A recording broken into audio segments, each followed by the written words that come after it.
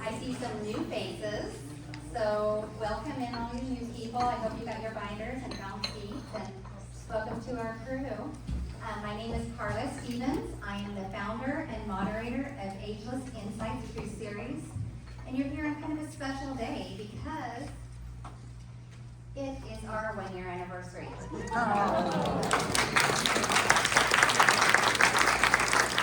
So last July, I came up with this crazy idea to start this series, and I thought, well, I don't know if people come, but let's see what happens.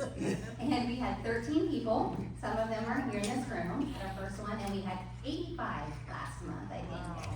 So I hope it's providing value to you. I hope the resources are helpful, that it's giving you the information you need to make and empower you to make informed decisions about your lives, the plan A, the plan B that we talk about. And you guys have given so much to me over the last year, so thank you very much. I also want to thank our education partners at the back of the room, because I couldn't do it without them. You know, I don't know if you guys realize how many resources we have out there for you. They are the most helpful, kind-hearted people that I know. And they will, provide information, resources, anything you need to help you on your journey. So I want to thank them. I want to take a moment and thank two of them that are very special to me. One I don't see back there. Is Karen back there?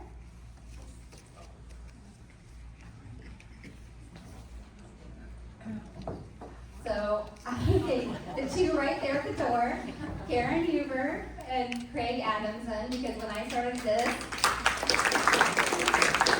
I said to them, hey, I want to start this education series, and they did not discourage me. Silly Carla. They stood behind me, and they've been behind me every time, and so thank you very much.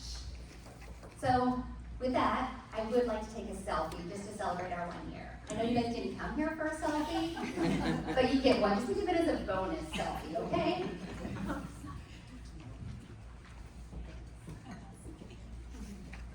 All right, I have short arms, so everybody say, we're one. We're one. All right, thank you.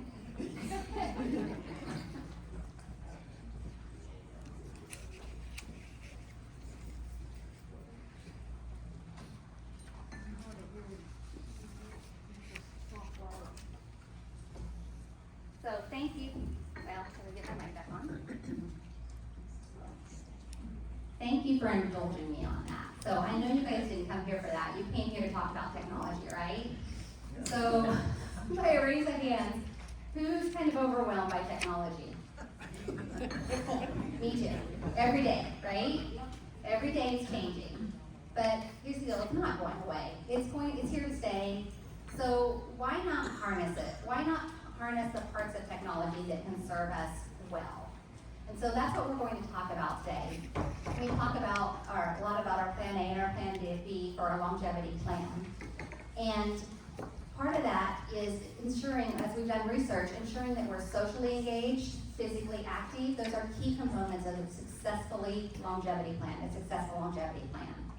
So we're going to talk about how we can use technology to serve us in those areas, and how we can pull the areas of technology that work for us. So as most of you know, I'm in real estate, and real estate has changed a ton over the years. It used to be that you got in the car with us, we got out our MLS book, and we drove you around, right? And we did everything by paper, on paper, with pen and paper. But now we do most things electronically.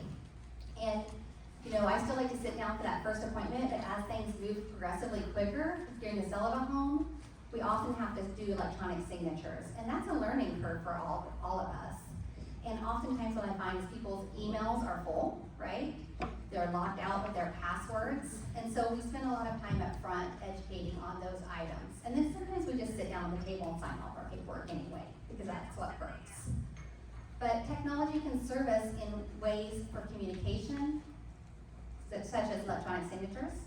When you go to the doctor's office, a lot of those are, you do those e-appointments now. Also, let's talk about that plan A and plan B we talk about every month. Who has a plan A to stay in your home as long as possible?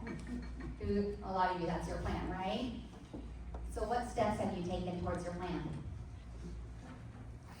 So So if you don't have action steps, it's not a plan, it's a wish, right? So we're gonna talk about technology. Have you considered technology as part of a plan? There are so many, they're called age tech devices out there. So much age tech out there. And a lot of it you don't need, but there's some great ones that do provide value. So it's picking and choosing which items. And so that's what our panelists are going to talk to you about today. And I'm so excited of the information they're going to bring. I will admit to you guys, I could spend a full 90 minutes just talking about computer technology and another 90 minutes talking about age technology. So we're going to cover those all today. So this will be a high overview, and if you like what you hear and you want me to cover this again next year as I plan 2027, we can do individual for each, okay? So let's welcome up our panelists.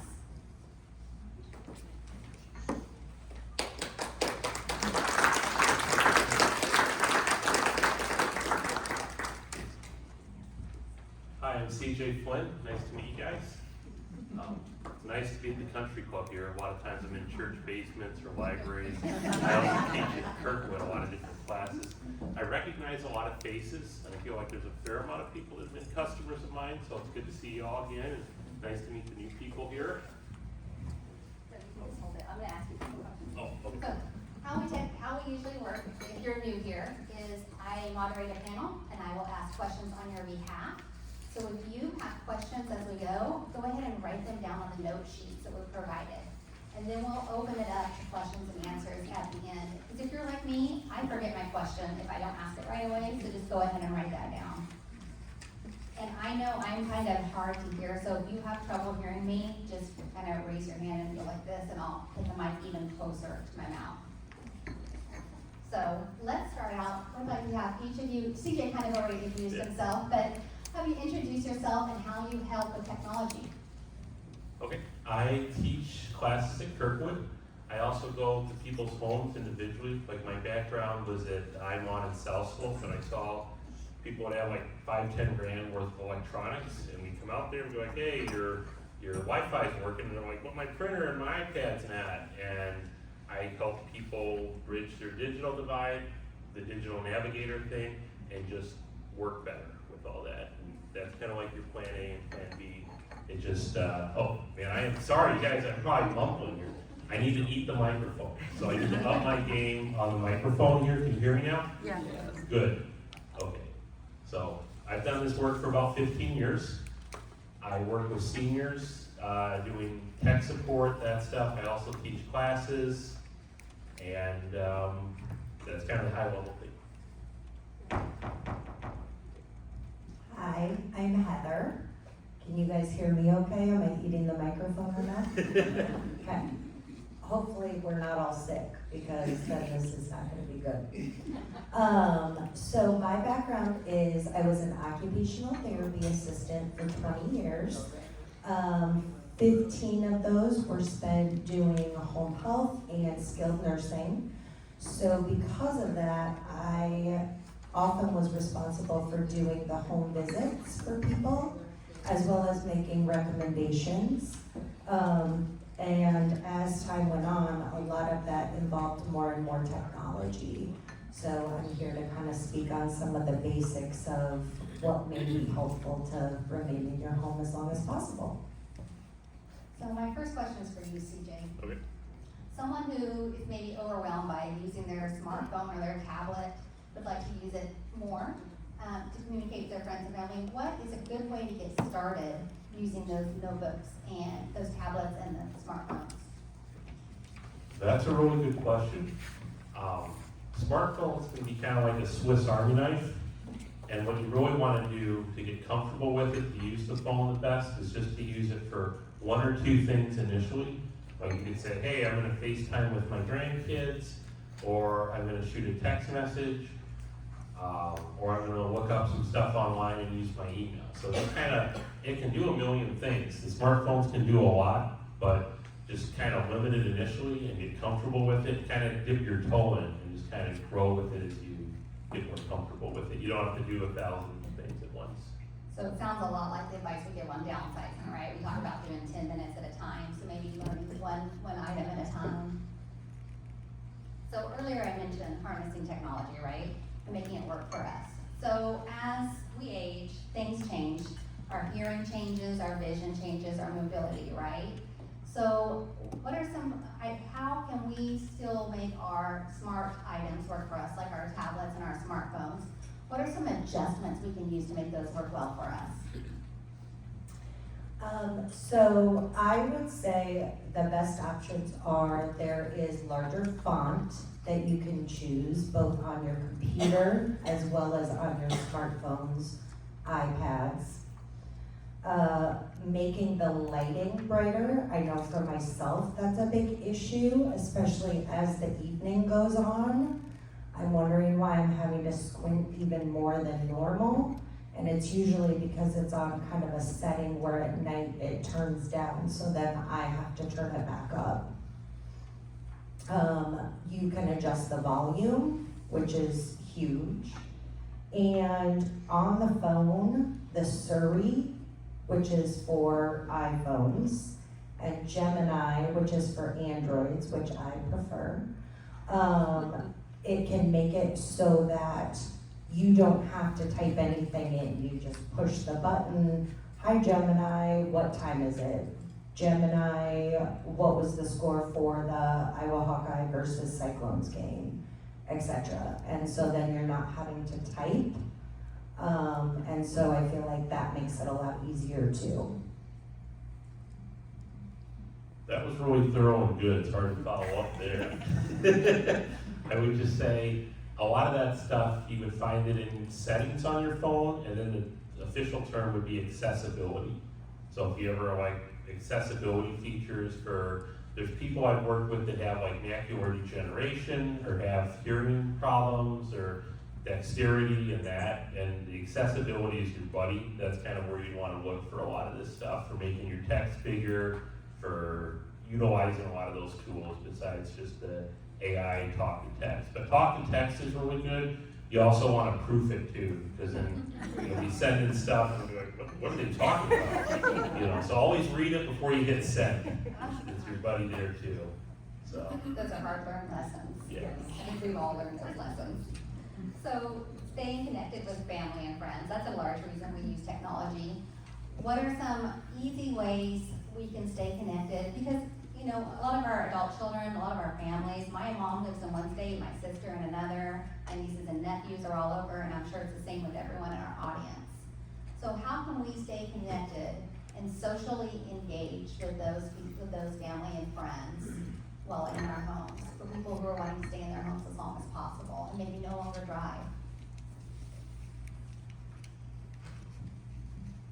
It says Heather on here, so I'll take it. So I will say, beyond my 20 years of therapy, also several years ago, my mom had dementia, and so I was one of her caregivers. Luckily, we lived close. So I'm going to kind of talk about some of those things that are a little bit easier when someone may have cognitive or physical limitations. So there are video cameras that have two-way audio. That is something that we set up for her. That way, when she would use motion, then on my phone I would get an alert. I could talk back and forth with her just to the video camera, me from my phone. Another good way to get a hold of people if operating your phone is difficult is, again, to use the voice activation, the Siri or the Gemini. There are apps on smartphones that are called walkie-talkie apps. I have one that I use with my dad called Voxer, and essentially you put people in there and phone numbers, push the button, and you can talk, and then they can hear it. Another thing that some people do is just set up like a bi-weekly email that they send off to people to let them know how things are going, what activities they might have done, and then also like the Alexa or the Google Home that you can set up to be able to call Heather, and then it will do that. So. And those are on your handouts. Heather was gracious enough to put together a handout for you so that we don't have to worry about those apps. Those apps are on the handout. And so I would second that because when my father was at home, he lived out in the country and wanted to stay at home as long as possible. And we used an Echo, which is a similar, we could turn it on, but it had a blurred image on his side to give him a little bit of privacy, and it beeped. And he could also tell it to turn on and call us. And then we could upload pictures from our home so that he was always up to date with our children's photos. And so I know he really enjoyed that. And then he could yell at it and say, "Hey, Echo, play country music," or whatever he wanted to hear that day. You know, he really enjoyed that. So, CJ, anything to add? That was really good. Again, you guys are knocking it out. I would say, the different, like the Echo Dots are good, scheduling like a Zoom call or a meeting, like that. It really kind of depends. Sometimes you can share your location on your cell phone, and so that's good if you're out and about. You can either set that to be a specific time, or just permanently with like a kid or a trusted friend or something like that, so they know where you're at and, you know, all those things. Right. So earlier I mentioned emails. I know a lot of people get locked out of their email. Their email gets full. So specifically to the full emails, we're gonna walk through the steps. I'm gonna have you walk us through the steps of how to make it so that's not an ongoing issue when your email is full. Because you only have so much storage, and we don't wanna pay for additional storage most of the time for our spam emails. So CJ is going to walk us through, and we also have a handout on this that you can use at home with photos. So I tried to make this pretty universal with all that. So this would be for Gmail, and Gmail is kind of the industry standard for email services. A lot of people still have their AOL email and their other stuff from back in the day, but Gmail tends to be the biggest one, and I set this up so you would just go to like a web browser, Edge, that, as you can see. And you also want to make sure you're logged into your account. If you're not logged in, you can't really manage it, but that's kind of the base steps are just these here. And then on the right side there, there'll be an icon that will have your picture or your letter of your name on it. You click on that, and then you'll go down and it will say manage storage. Oh, yes, manage storage. And you will go down there and it will list a lot of the options on what you have for space and storage and all that stuff. So with the Gmail, you get 15 gigs. And what's nice is they said, and I'm talking into this, I'm eating it again, so hopefully you guys can hear me. Clean up space. And they list the larger items that you have. So like large pictures, PDFs, all that stuff. And you can always download them, you can delete them, you can do all that to make it work good. And yeah, you can see it right there. So you have photos that go along with this, images of step by step in your handout, so that when you get home in front of your computer, you can go through this and go ahead and clean out your emails. So, you know, we're talking about emails and passwords, and I probably have 15 passwords, at least 15 passwords all over all my different apps, all my work stuff, all my personal. What is the best way for us to keep track of those apps? Maybe a high-tech way and a low-tech way. Okay, high-tech way would be a password manager, but you have to know the password to your password manager. And that's a bigger challenge than you think. So if you lose that, you're like, okay, I have 100 passwords and all this stuff, and then you're like, I don't know what the password manager is. And then it's so secure you can't even get into it. So if you're committed to it, like I have a password manager that I use, but I also have a couple of them written down. And I would say with passwords, you want to prioritize it. The most important one would be really your primary email address. You want to make sure you have access to the primary email address. If you're out of that, you're basically in the analog age almost. Because I've worked with some people that they didn't have email access for 2 years. And you don't realize how important your email is until you can't access it. Because so many things are sent via email and utilized via email. And then going back to passwords, so you can have that. And I guess I'll tell you the 3 high-level ones. So email, financial, and then medical. So like my chart, and then your finance and your banking. You really want to know those particular emails and those passwords really well to correlate to it. What I found that works good is if you have like a 1970s address book that's really kind of faded, that you've had for quite a while, and you're like, hey, G for Google, M for my chart, trying to think of some of the other ones, F for Facebook, you know, and you just have that. If you're comfortable with it, write it down and put the date that you change your password on there, because otherwise I'll see like 20 passwords for Google, and they're like, it's one of those, and we're like, okay, we'll try them, but then you get locked out of the account, and it just gets messy. So if you write them down, put the date that you changed it, and try to erase the other ones. Those would be kind of some high-level password management stuff. So it's like if someone moved in the past, you just marked out their previous address, right? We put the new one in. So the same thing with your passwords, you could do that in an address book. Yeah. So that's a great idea, I love that. So speaking of phone calls, I get at least 4 spam calls a day, and I'm sure everybody in our audience does. So, you know, other than, it's hard to filter out spam calls versus unknowns that are actually people we may want to talk to. We may not have their phone number in our phone, but we may actually want to have a conversation with them. What are some ways that we can go ahead and filter those out so our phone is not ringing all day long? I always like 3 steps. I always feel like I like your A and B things. I always kind of like the 3 steps. So the first one, if you don't know it, and especially if it's an out-of-state number, let it go to voicemail. If it's important, they're gonna leave you a voicemail. When it's local, I'm a little more hesitant, and if you're expecting the call, it wouldn't hurt to answer it. There's also tools though that are built in. So both Apple and Android have their own little call filtering tools, and you can enable that. There's like filter unknown calls and that stuff, they have it. And what's nice with those is when you have it enabled, you have it going, it does filter out a lot of stuff. The negative that I found with it, because I have that enabled, sometimes when it's a non-local number and it's somebody I was expecting a call, they get dumped in my voicemail. So you're gonna wanna check it if you're expecting a call from somebody and you're not seeing it. Also the carriers, AT&T, Verizon, T-Mobile, they all have their own apps because they're all trying to combat spam. Because it feels like most calls you get are probably spam. You know.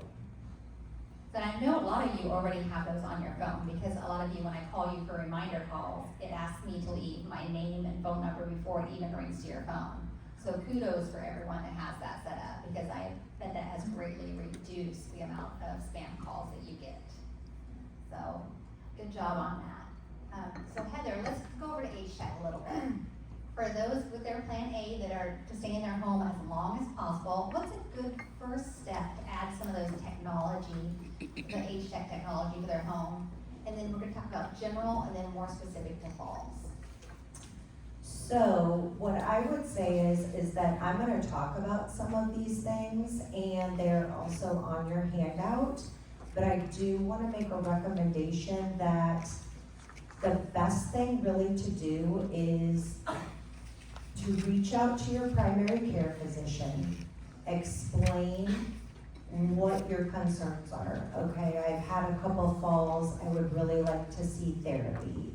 Okay, I'm worried because now I can't do stairs or step over my shower. I would really like a referral to therapy. And then what they will do is either ask you to come in because they're worried that you're having difficulty with these things that you weren't before, or they will just send a referral to a home health therapy company.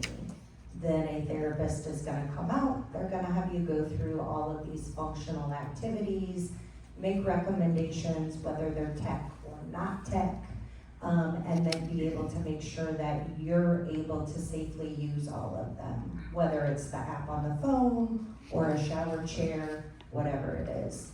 So I will talk about some things that are easy to put in place, but I would also say it is always good to try to get a professional to come in and really assess your home environment and your abilities, so.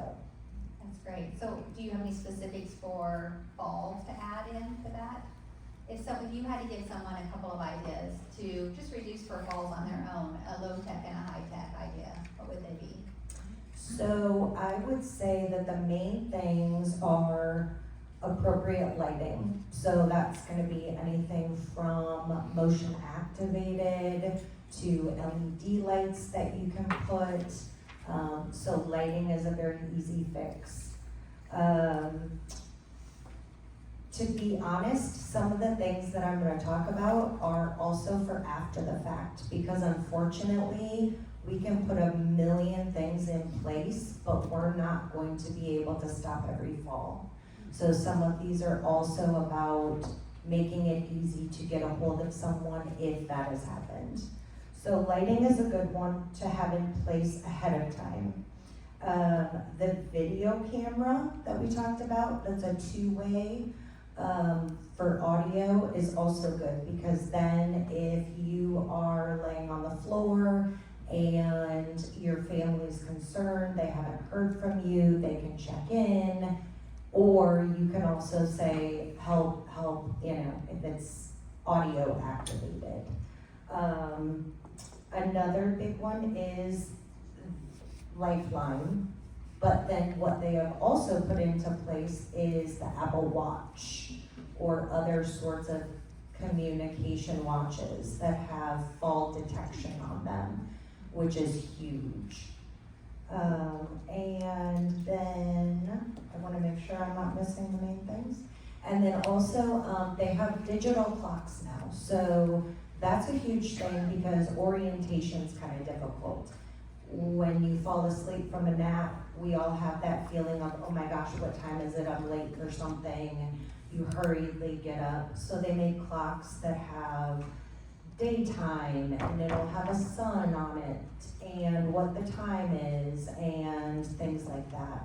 So it really helps with the orientation part to reduce your kind of worried about, oh my gosh, I'm late for this. You get up and fall, so. So if you could name three specific, your top three options, because there's so many options out there. So your top three options if someone wanted to add stuff to their, new items to their home, what top three would you choose, and how would do you think they would benefit the day-to-day life? Yes.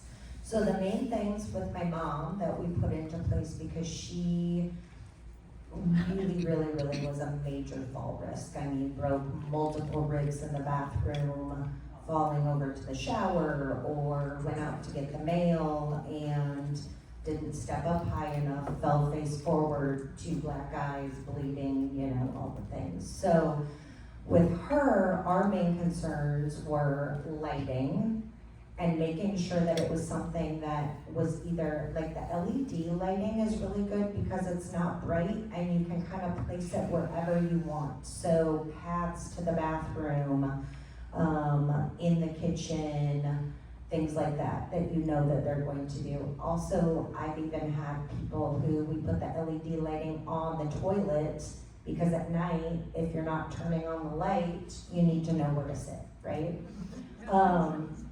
So I would say lighting is a huge one. Also that really easy communication. So the video camera or the Alexa or the Dot, anything that they can use by just using their voice. I would say those are my top two. And then honestly, so with her, she used her phone a lot. So low tech wise, what we did was just bought I made one, but a pouch to hold her cell phone in so that she could have it with her at all times, whether she was sitting in the recliner, whenever she got up to get anything, so that if nothing else, she could push the emergency call button. So I would say those three, and then also because medication is such a huge thing when it comes to falls, because if your blood pressure drops, if you have cardiac issues, things like that, if you're not taking your medication appropriately, that can also increase your risk of falls. So they have technology called a med reminder, and that's something that you can dose your meds in and an alarm will go off so that you're not forgetting to take those really important medications. We used one of those with my father, and it was really great. It had different, several compartments for AM, PM, and midday. And you were telling me when we were talking earlier this week about a calendar that you recommended. Can you tell our audience a little bit about that? Yes, so one of the things that I kind of have found throughout the years is there is something, it's a digital calendar. So basically, it can be run from a smartphone. So for example, when my dad calls and says, okay, I have these 3 doctor's appointments next week. Can you go with me? Can you not go with me? Regardless, he's got it written on 4 different Post-it notes across the house and has no idea, oh, yeah, I forgot because I left that Post-it in the kitchen and that one on my nightstand. And so the calendar is great because if he tells me and he doesn't want to operate it from his smartphone, I can put things into the digital calendar for him. So it's nice because either the person who has the calendar can operate it or someone off-site can put that in. And you can put anything in from your appointments to medication reminders if you don't need that med minder yet. And then that way it kind of keeps things on track. And it's nice because 2 people can operate it, one on-site, one off-site, so. I love the idea of the calendar and being able to operate it from afar. So that's great. So I left a lot of time today for questions because I know you guys are going to have a lot of individual questions on items. And so I prepared a little less questions than I normally do because I figured we would have a lot of audience questions. So before we do that, I'm going to have our mic runner come up.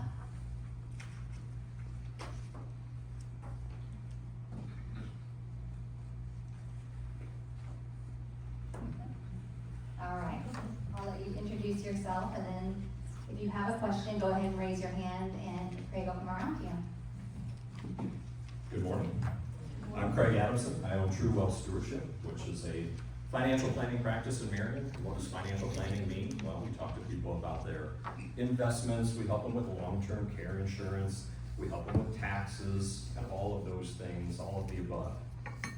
So just as a reminder that everybody that's a sponsor out on their table has documents just like this to help you as you're coming out of this presentation today. So make sure you stop by the booths out there before you leave and talk to the vendors and find out what information that they've got that you might be able to use to augment what's happening here. I would also just, like by a show of hands, how many people in this room had a cell phone when they were a teenager? Yeah, okay. You guys are in the right place then. Very good. So because that's the case, that's why this is so important. That's why this presentation is so important. As a financial advisor, it's scary the number of things that we run into on a daily basis. I'm under attack, your presenters are under attack, and unfortunately your age group, because you're actually all nice people and trustworthy and all of that, you are the perfect targets for cybercrime. Okay? So it's really important that you're taking notes, you ask these questions, take advantage of these resources. These are 2 experts up here. Honestly, it's the old adage, an ounce of protection is totally worth it because you've got hundreds, thousands, maybe even millions of dollars that can be exposed. And by doing just some small things that are free and some other things that have very little cost, people like this can really help you a lot. Make that investment in yourself or protecting yourself. So with that. All right, so if you have a question, go ahead and raise your hand and. While you're thinking about your questions, I want to share one thing with you. When I was out in Reno for a conference about a month ago, I was in the event and there was FBI speakers there, and it was so great. They were talking about scams. So it was a conference just like this, like I put on. It was another presenter doing that. And the FBI presenter said, there's nothing wrong with being old school. So he said, if you are worried about scams, just go old school and just say it. Say, when people say they want your information on the phone, say, I'm old school, I'll come down to the business, or I'll call you later. Nothing wrong with that, So what questions do you have about aging in place technology, about communicating with our friends, family, anything like that? Okay, looks like we have our first question. If you could just say who your question is for or what it's about, that would help. My question probably would, well, I'm not sure who would answer this better, but I was thinking, and I've heard people talking about keeping your phone close to you, like overnight, or your iPhone charging and everything charging at your bedside. And I've heard concerns about the waves that are emitted that can affect your brain and things like that. I don't know if there's scare tactics or if they're really something you should pay attention to as far as where to recharge your devices. Well, I'll speak on this first. So I would say I don't really know as far as the amount of truth or myth as far as the radiation goes, but I do know sometimes it comes to picking the lesser of two evils. And say, for example, with my parents being fall risks, I don't want them to end up falling in their bedroom and having no way to have a phone because my dad charges his out in the kitchen for some reason, or things like that. So I personally recommend that you have it within your grasp. That's just my OT part. I would agree with that. I feel like having it more accessible. I have it on my nightstand, just so it's a lot more reachable in that. I think the issues you'd run into is if you have it on your body. Like if you have it adjacent, it's not as big of a deal, but if you have it like, if you're sleeping with it or have it on your body, I probably wouldn't recommend that, but if it's here and you're here, you should be, okay with the phone.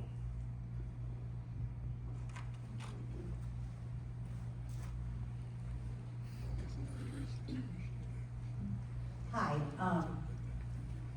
I am worried about the storage, and I don't quite get the cloud storage. How come my phone keeps filling up? Why doesn't it just go to my cloud? That's a really good question, and I get that question a lot. There's a lot of things at play here. So you have your physical storage, and I would say that's like your physical home. And then your cloud is like a mini storage locker that you're renting. You pay for it every month, or you get a little bit of it free. But a lot of times it would fill up with the size of emails, especially pictures. Everybody has an amazing camera. You basically have a DSLR, super fancy camera, but then you take like 20 photos and you're, it's almost like the size of a movie for the size of your picture quality. So there's that stuff, and there's certain ways you can set things to save in the cloud and not save in the cloud, do storage audits, do things about that. And the one other thing that I was gonna mention when Craig mentioned that about the elderly and security, I heard it's a national pastime to scam the elderly. And I believe that just from what I've seen where people would get hacked 2 or 3 times, a week that I'm dealing with that are just customers of mine. And so it's always good to be prepared to have your password, have your security, and always kind of be skeptical of somebody saying, hey, they're the FBI, or they're whoever and want your information.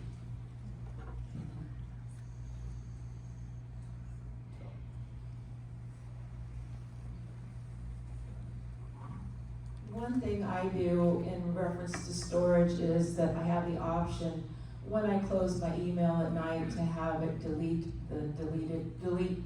all the emails that I've deleted. So there's an option on your email to just have it delete when you close your email.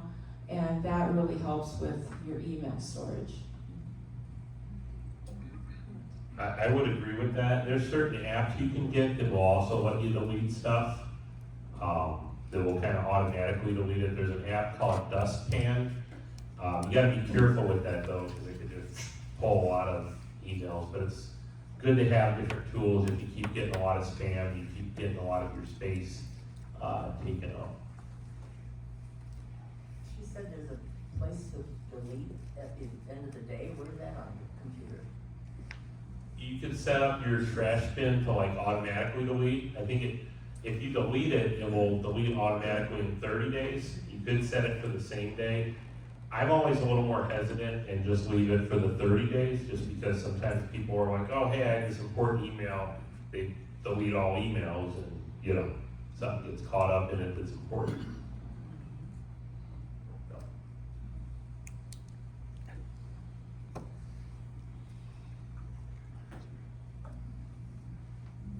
So, in my understanding, there's no way to stop those junk emails that you don't wanna, you know, you stop and you're trying to figure out which kind of green beans you wanna buy, and all of a sudden I'm getting emails about green beans. You know, or you have a conversation with somebody about who knows what, and then you get emails.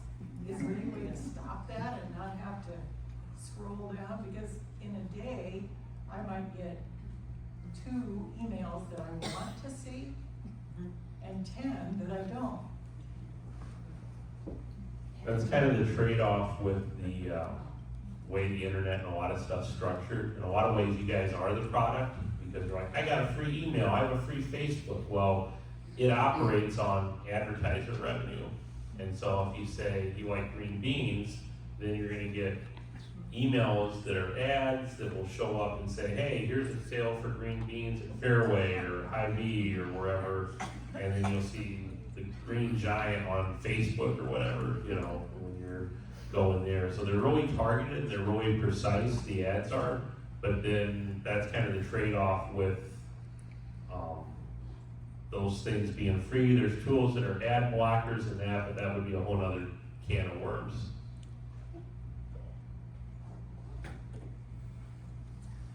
I've heard that you should change your passwords occasionally to keep, is that truth or fiction? It varies. If you have things that are called like 2-factor authentication, where you have it go to your email and then you have like a text message go to your phone or some sort of app, you're more secure. It also depends on how click-happy you are. Because there's some people that just click everywhere, and then I'll see them and I'll just be like, okay, we gotta do a massive cleanup there. There's stuff too where people will get an email, they click on it, and then it pops up and it says, enter your email address, enter your password. Don't do that. People will do that, and then they're like, these hackers have my email, my password, and that gets messy. So just being secure with that. And if you keep track of the passwords good, go for it. If it makes you feel comfortable, it's really kind of your call on how often you update your password. Some of mine has been a couple years, but I have 2-factor authentication. I'll use the biometric login where it's like your thumb or your face. And so if you're doing that, it's less necessary to change it, I guess you could say, because you have enough alerts and enough security kind of backing you up. Okay, I have one other issue that happens to me a lot, because I'm a big online shopper. But if I want to unsubscribe from something, it seems like it triples my junk email. It does. Because a lot of times the button at the bottom is just letting those guys know that this is a live email. So you click unsubscribe and they're like, oh, hey, we got a live one, and then just 10 times more emails are coming. And from companies that I've never even heard of. Yeah, they sell your email list. They know it's a live person, so they can make money selling your email to other companies for that. There are, like on Gmail, in the upper right corner of the email, there's 3 dots. You go there, you can report as spam and unsubscribe. And if you don't want it, that's safe, that's the way to go about it. Should you, report it as spam and would that cut them off? I would do that or hit the button, because it's just a higher risk. If you feel like you're getting too many emails and you don't want it anymore, just hit the 3 dots, do that. You don't engage, and then they don't know if it's live or not.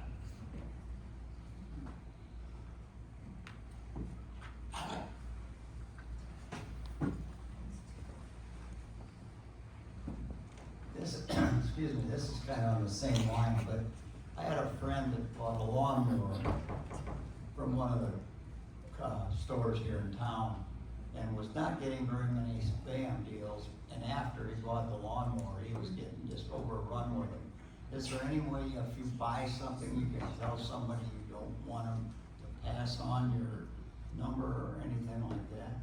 You can give them a fake email address, but then sometimes they might need your email for something. So it really depends on how private, how much you want. There are certain applications and websites you can use that will give you a fake email address, kinda. It'd be like a masked email address. So my primary publicly facing one is my name, CJ Flynn at cjflynn.com. But then I have one that's like help@technicallyeasier.com. And I use that one that people find it, and it's just a way to filter. So there's a lot of ways you can filter emails and do that. It just depends on, do they give you deals? Is it something you want to engage in? You know, there's just a lot of factors. But there's no way of telling these companies like Kohl's and Menards and all that, okay, I don't want you passing out my name to these companies. I would just say sometimes when I go into a store, which is not very often, but if they ask me for my email, a lot of times I won't give them my email. I just say, no, I'm good. I don't care about your points. I don't care about your rewards. I'm not gonna give it to you. So that can be an option as well. I also know people that will have a separate email address just for those items. So they'll just have anything that they think they're gonna get a lot of solicitation from, they'll have what they call their junk email address. And it's just another Gmail address, so they send everything, they have to sign up for anything, that's what they sign up at. So that if they want to find something relevant to something they purchased, they can still search for it, but they don't have to have their regular email inundated with all of those. I have done it in the past where I've been somewhere, a store or whatever, and they'll say, can I have your email? I'll say, I don't have email, because I don't wanna deal with it. But one thing that I do, I guess it helps a little bit with the volume of algorithms or algorithms, and I like to read a lot, so when I finish a book, and I like history, so I'll go back through the book and look up, oh, where was this building, or where did this take place? But I go down to the public library, that way, that all doesn't come into my phone, and it helps, I think it helps cut down some of it, because it's not associating it with my email address or my phone. So you might consider, if you're out and about, just I go down about once a week and I look things up, and then I feel that I'm not bothered with some of that extra stuff.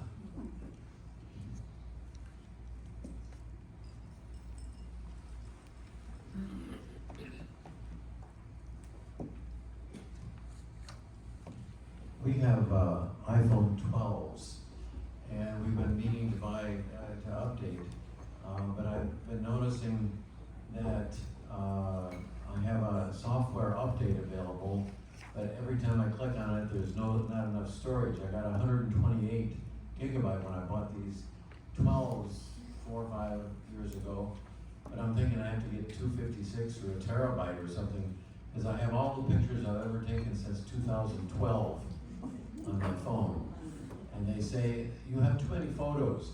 And I go to Storage Manager, and it won't give me that manage your storage thing. It just gives me plans to get more storage. So the directions that you gave us here don't work for my phone. I also notice that I sometimes don't get messages or emails until 2 days later than when people sent them to me. And I think it has something to do with, you have no storage left. So it's probably looking for a place to put it on my phone, and there's no place to put it until I delete something or something. Those are all really good points. I've heard them a lot before. Did you have US Cellular or T-Mobile, or who did you have phone service? We've had Verizon for 20 years. Okay, Verizon. Because where I've run into that with the emails, it's been the US Cellular to T-Mobile changeover. That's been a nightmare. Like there's people I've worked with that were homebound, and I couldn't reach them. And then I see them, and we'll email back and forth and do that, and their phone's saying it's in SOS mode, and it's just a big mess. But we got it all back up and working. I personally use Android, but I also have an iPhone 16e just to help troubleshoot and to use that so I can use FaceTime. I feel like with a lot of them, you're not going to regret having more storage physically on the device. I always try. I think 256 is what I have, and that's pretty sufficient for space. They will do stuff where it just gets clogged up. There's stuff called caching and other things. You can configure it and kind of optimize it, do updates, and keep it going. But eventually, what I tell people, the optimal technology for them to have would be like a Toyota Camry or a Honda Accord for like phones and for cell phones and that. It's functional, it's decent. If you keep using the same technology, it eventually turns into a Ford Model T stuck in the mud on a level B service road. Like 5-10 years ago, it was good, but the companies run updates, and Apple has been sued before for the way they do updates, where they deliberately mess with battery life and slow things down and all that. The what? Oh, external hard drives are also really good too for backing things up and pulling data off and doing all that. Okay, we got a question in the back here. Are VPNs of any particular benefit or worth the money? Depends on what you're doing. I've used Proton VPN, like I got it all bundled in. They're a Swiss-based company. They're pretty good. They usually have a Black Friday sale, so if you want to use them, they tend to be really decent. Most people, most of the time, it's not, and so you're saying, hey, I'm gonna go bank, I'm gonna connect to my bank, and you're freaking your bank out, because if you have IMON or Mediacom in town here, there's a bunker off Highway 13 that's like the original data center. It's just a small underground bunker, and that's where all of your internet connections are pulling out of. And your address that you have, if you're not on a VPN, will say, you're from Marion, Iowa. And the bank's like, oh, they're from Marion, Iowa. They're going to Farmers State, or they're going to Cedar Rapids Bank and Trust. If you're using a VPN, it's gonna say, you're a prince in Nigeria, or you're going to Mexico, or wherever, because you can manipulate your address with the VPN. So sometimes it's worth it, but a lot of times it's more headache than it's worth for people. What is VPN? Oh, a VPN is a virtual private network. So it's basically like you can manipulate your address to show, instead of being in Cedar Rapids, Iowa, you're in Canada, or you're in Mexico, or you're wherever. It makes the internet and the devices think you're somewhere where you're not. Right back here. I've heard there is something out there that'll tell you what subscriptions you have, because I'm not really sure what subscriptions I'm paying for each month. I did look up one site, and it wanted $90 a month to tell me what subscriptions I have. And that was a real popular one that said, yeah, that'll tell them, and all you have to do is click and click and click, and you can get off of them. But it was $90 a month. I like compartmentalizing credit cards and devices. You have one for just general purchases online, you have one for subscriptions, and then you have like one for in town, locally. Because that helps, but I know that's kind of after the fact when a lot of stuff gets added, that hey, this Visa, this MasterCard, this one. There are ways, there are apps that you can utilize and do that with, but a lot of them are fees, so it's kind of the trade-off. And maybe do it for 1 month and then cancel that. Hopefully you can remember the subscription. How Hi, concerning, assistance, if you're an ARP member, they have ARP Senior Planet, and they have, like retired IT techs, and we're very anxious to help people, ARP Senior Planet. And also, the Kim Commando radio show has a website, commando.com, and they have a lot of tips and, resources. Can you repeat that? I think Commando's with a K, is that right? Yeah, Kim Commando with a K. Yeah. I think we have time for one more question.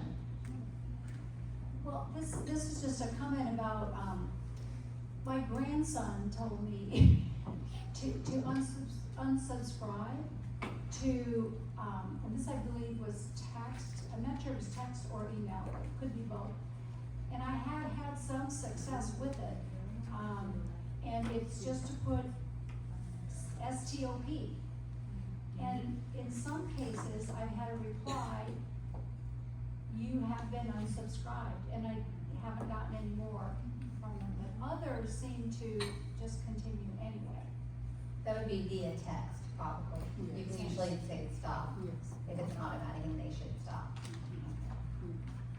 So. CJ, would it be true with that particular circumstance though, is that kind of like the unsubscribe link, that if I type stop and send it back in, now they know it's a legitimate cell phone number? Is that your understanding or not? You could also block and report spam. A lot of them, if they're legitimate, they'll just see type stop, they'll stop. Otherwise, you can block them and report spam if they still keep going, so, yeah.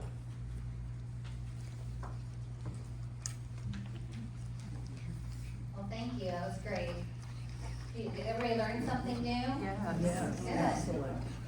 I'm gonna have everybody remain seated. I'm gonna go ahead and let the panelists step outside the room, and they'll be available for additional questions, but I wanna go over a couple more items before everyone else gets on, please. So, thank you so much for coming, guys. Appreciate it.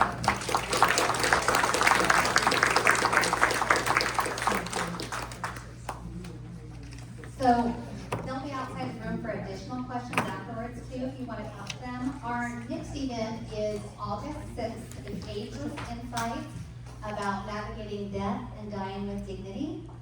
And that'll be same place, same time here. And then in September, we're going to cover some Ageless Insights about wills, trusts, and probate. And then I promise in October, I will have a fun subject for you guys. Okay, we're gonna get kind of heavy for the next couple of months, and then we'll lighten it up, okay? So I want to remind everybody that there's articles outside. Every education partner has an article for you about today's topic to help you out, and they're all 3-hole punched.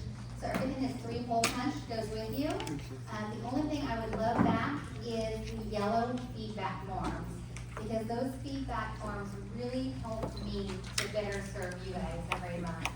So if you could fill those out, I'm planning for next year's topics, and so any ideas you have for that, anything that you haven't seen us cover, please go ahead and write that down, but please fill out the feedback forms, and then there's a basket at the front as you walk out to drop those in.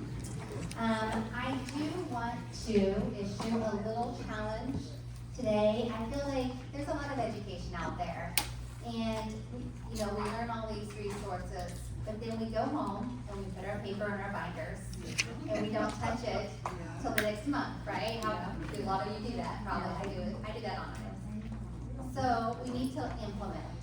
We need to implement at least 1 or 2 things. So I want to challenge everyone to implement 2 things you've heard today.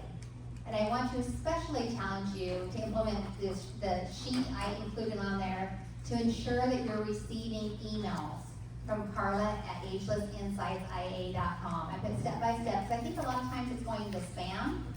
And those are just, we don't send out very many emails. We send out an email just to remind you of our next seminar. And then if we have a special event, that's all we send out. I promise we don't send out a bunch. So I want to challenge everybody to do that. And if you do that and you find you get your email moved into your inbox, just reply and say, hey, I did it, Carla. Because I want to see like 50 emails from you guys this month. I want my inbox full where I have to clean it out. So thank you for coming. Thank you for being part of this, especially those of you who've been here all year long. Thank you so much, and we'll see you next month.